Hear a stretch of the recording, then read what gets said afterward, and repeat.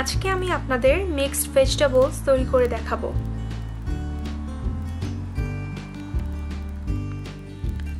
Mixed vegetables তৈরি করার জন্য যা যা লাগছে, এখানে আমি বিভিন্ন প্রকার সবজি নিয়েছি।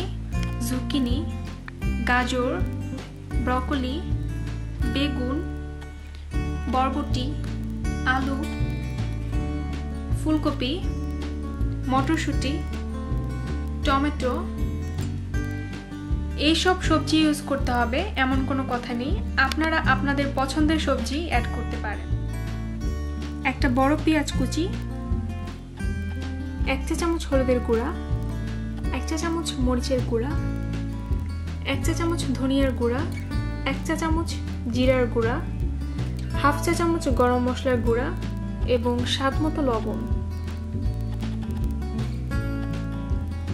1 চা চামচ পাঁচফোড়ন। তবে পাঁচফোড়ন যদি আপনাদের কাছে না থাকে তাহলে এর বদলে আপনারা জিরাও ইউজ করতে পারবেন।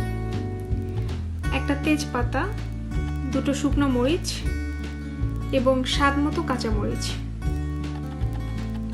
রান্নার জন্য তেল। একটা কড়াইতে আমি পরিমাণ মতো অয়েল দিয়ে দিচ্ছি।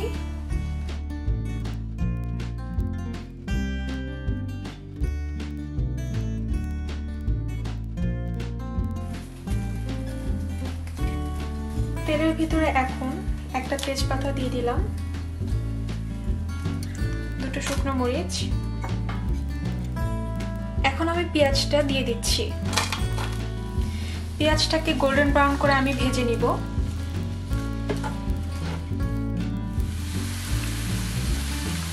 পেঁয়াজটাকে হালকা ব্রাউন করে ভাজার পরে আমি এর ভিতরে পাঁচফোড়নটা দিয়ে দিব।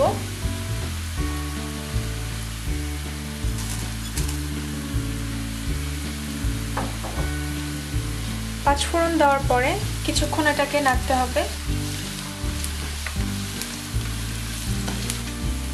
এখন আমি এর ভিতরে আদা পেস্ট এবং রসুন পেস্ট দিয়ে দিব।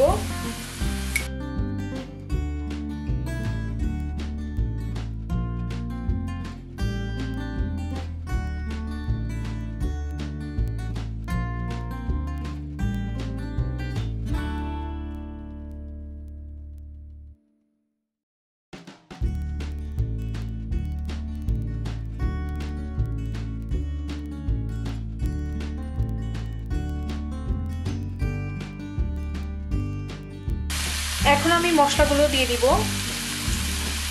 হলুদের গুঁড়া, মরিচের গুঁড়া,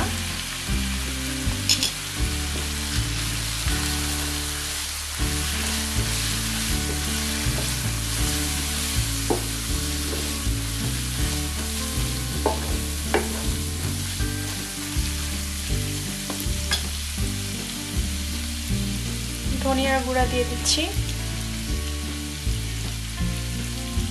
জিরার গুঁড়া, গরম মশলা গুঁড়া এবং স্বাদমতো লবণ।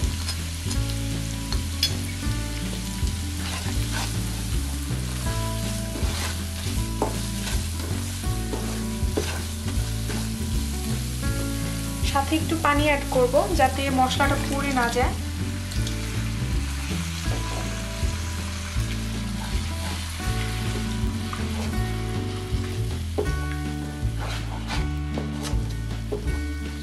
মশলাটাকে এখন আমি 2-3 মিনিট কষিয়ে নিব।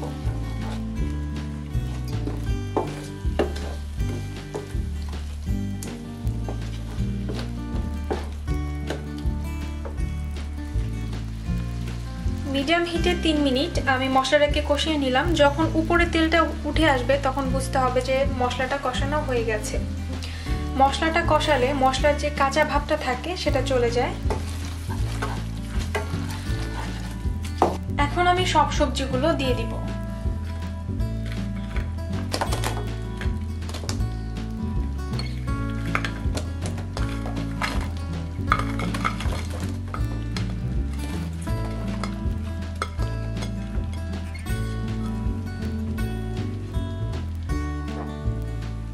টমেটো দিয়ে দিচ্ছি।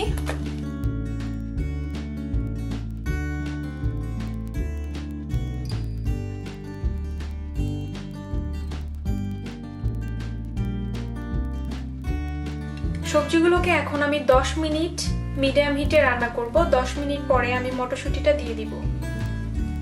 ফিরে আসছি 10 মিনিট পরে। 10 মিনিট পরে আমি মটরশুঁটিটা দিয়ে দিচ্ছি। সবজিগুলো প্রায় হাফ সেদ্ধ হয়ে গিয়েছে।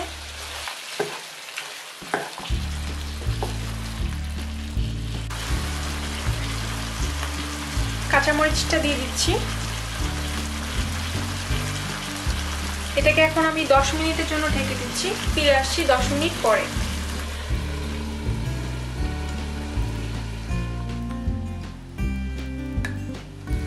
মিনিট পরে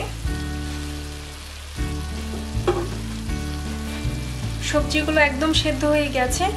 এই পর্যায়ে আপনারা চাইলে ধনিয়া পাতা ইউজ করতে পারেন। ধনিয়া পাতা দিয়ে আরো 3 মিনিট ঢাকনা দিয়ে ঢেকে রাখতে হবে। তারপর সবজিটা নামিয়ে ফেলতে হবে। আমার সবজি রান্না শেষ। তৈরি হয়ে গেল মিক্সড ভেজিটেবলস। আপনারা বাসায় অবশ্যই তৈরি করবেন। আমার রেসিপিটি যদি আপনার ভালো লেগে থাকে তাহলে লাইক দিন। আমার রেসিপি নিয়মিত আপডেট পেতে সাবস্ক্রাইব করুন। এই রেসিপিটি নিয়ে কোনো প্রশ্ন থাকলে কমেন্টে কমেন্ট করুন, আমি উত্তর দেওয়ার চেষ্টা করব। খোদা হাফেজ।